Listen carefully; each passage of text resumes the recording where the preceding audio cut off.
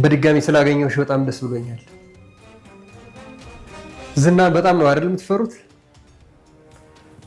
በእውነቱ እኔም ከረፈደ በመተዋወቄ በጣም ይቆጨኛል።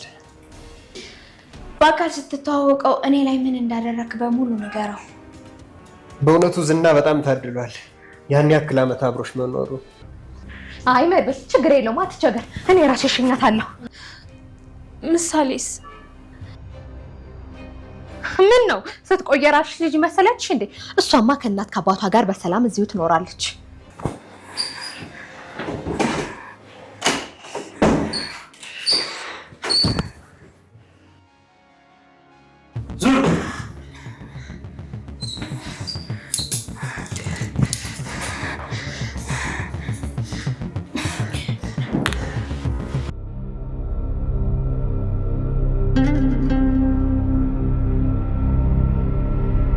ማህሌትን ለማናደድ ብለን ነው ብራውን ያደረግሽ። እየምራችሁ ነው? አዎ ቅድስት፣ ማህሌት ሻንጣሽን ይዛ ስትመጣ እራሷን በደንብ አድርገን ሰርፕራይዝ እናደርጋታለን። አሁን ይቅፍ።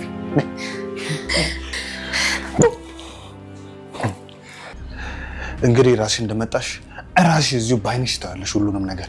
እንግዲህ ቦምቡ ሊፈነዳ ነው፣ ተዘጋጁ፣ እየመጣች ነው።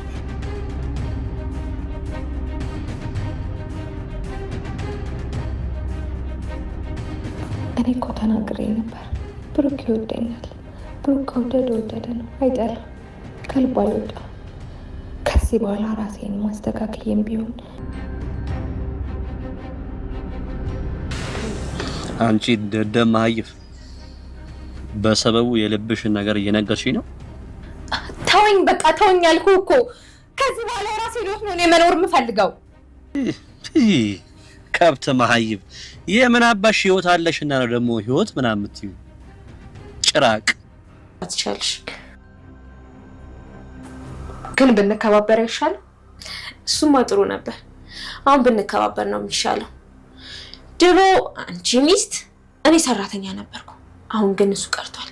ስለዚህ አሁን ላይ እኩል ነን። ማህሌት ምን አለሽ በይኝ፣ በኋላ ግን ይቆጭሻል። አይ ማህሌት አይቆጨኝም። ባይሆን የሚቆጭሽ አንቺ ነው። ደግሞ ትንሽ ቆይተሽ ተባልሽ አዲስ ነገር ይፈጠራል። ህልም አይከለከልም። ማለም ትቻለሽ መሽከር። እንደውም ዛሬ ከጋሺ ጋር ማለቴ ከብሩኬ ጋር አብረን ነው የምናድረው። ጭራሽ ለየልሽ አብረሽው ልታኝ። እንደዚህ ሊሆን ነው እንግዲህ። እሺ እናያለን። በዚህ ልክ ግን ብልግናሽ ዳር መውጣቱን አላወኩም ነበር። ሰላም ሰላም የቻናል ቤተሰቦች በያላችሁበት የዓለም ዳርቻ ሰላማችሁ ብዝት ተርፍርፍ ይበልልኝ። እንደምን አላችሁ? እንደምን ቆያችሁልኝ? እነሆ ዛሬ በክፍል 123 ተመልሼ ተከስቼላችኋለሁኝ። ታዲያ እዚህ ቻናል ላይ አብራችሁን ስትቆዩ ይህን ቻናል ላይክ፣ ሼር፣ ሰብስክራይብ ማድረጋችሁ በፍጹም እንዳይረሳ። በቀጥታ እንግዲህ እናንተ ዘና ፈታ ወደሚያደርጉት የሪአክቲንግ ቪዲዮአችን እንሄዳለን ማለት ነው። አብራችሁን ቆዩ። እንግዲህ በትናንትናው በተለቀቀው ቪዲዮ በጣም ሁላችንም ቅጥል ንድድ እርር ብለን ነበረ። ምክንያቱም ያው ቅድስት ጋር የደረሰባትን በደል ስታዩ በጣም እጅግ ሰው መሆን እስከሚያስጠላችሁ ድረስ ያው ብሩክን እንዳውሬ ያየንበት ሁኔታ ላይ ያለና እንግዲህ ይሄንን ሪያክታችንም አይተውም ይሁን ምንም ይሁን ዛሬ ደግሞ መልሰው እኛንን ከሰውናል ማለት ነው። ወይዘሮ መሀሌትም እንግዲህ ቅድስት ከዚህ ቤት ወጣችልኝ፣ ህልሜ ተሳካ፣ ቅቤ ጠጣሁ ብላ ነበረ። አላስችላት ብሎ እንግዲህ መድብል እኔ እሸኝሻለሁ ሲላት አንተ መድከም አያስፈልግብህም እኔ ነኝ የምሸኛት ብላ ሻንጣዋን ሁሉ ሰብስባ መጣ ነበረ። ግን ያው እሷ እንደጠበቀችው አልሆነም። እንግዲህ ይህንን ሻንጣ ሰብስባ ስትመጣ በዛው የምትወጣው እሷ ነች።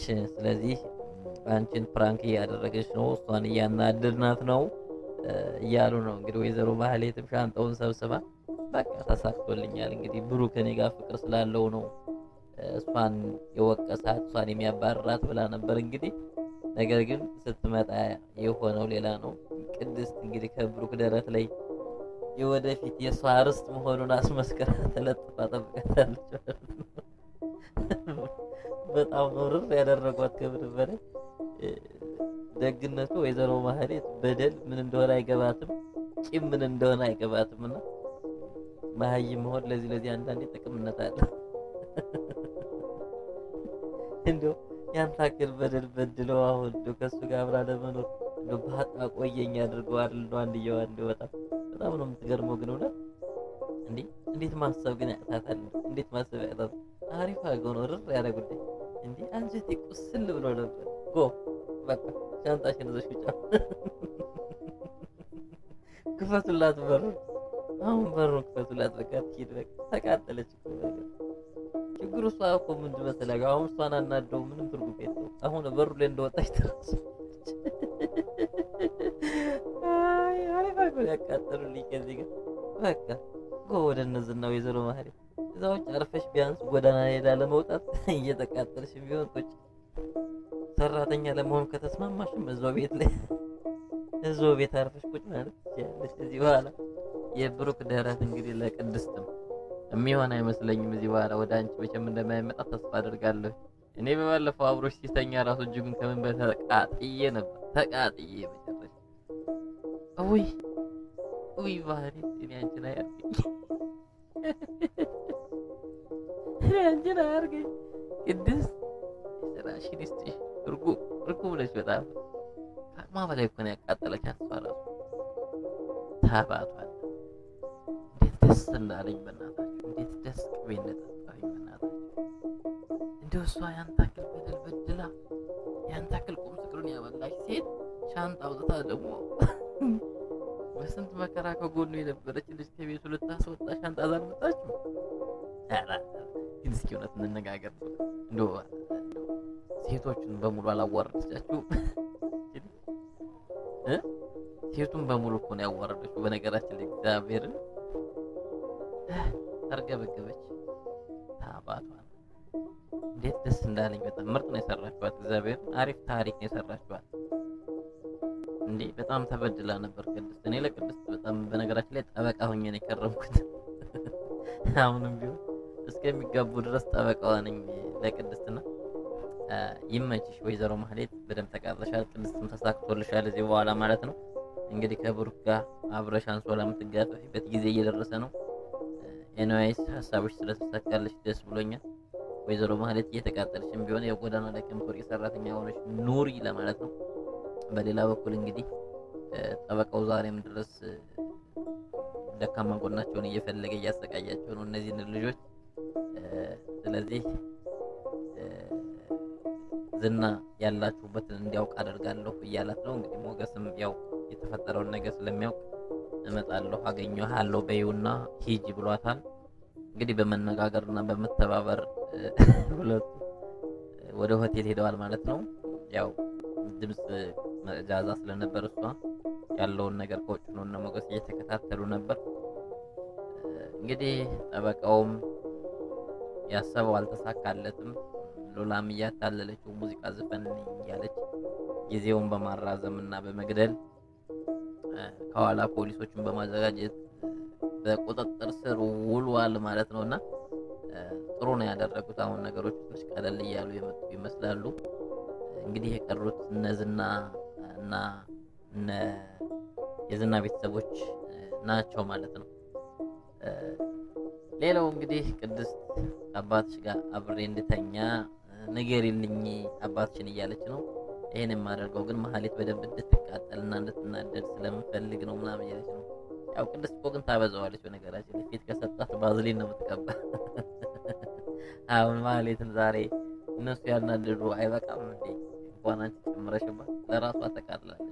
ብቻዋን ስታወራ ነው የምታድረው። ከዚህ በኋላ እስኪ ማህሌት ለዚህ ቤት ሰራተኛ ትሆን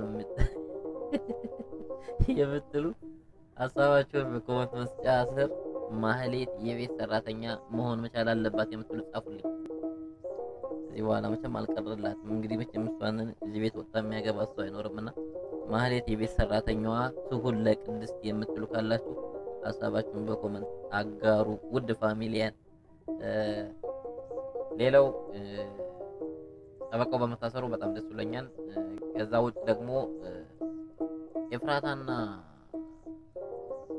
ደላላው በፍቅር ሳይቆራኙ አይቀርም። እስኪ በሁለቱም ግንኙነት ደስ ያላችሁ ካላችሁ ሀሳባችሁን በኮመንት እንንም አጋሩኝ። በነገራችን ላይ ከዚህ በኋላ እኛ የምንጠብቀው እንግዲህ በብሩክና በቅድስት መካከል ሰርግ ነው የምንጠብቀው። ሌላ ውዝግብ ምናምን ነገር አትፍጠሩብን በእናታችሁ።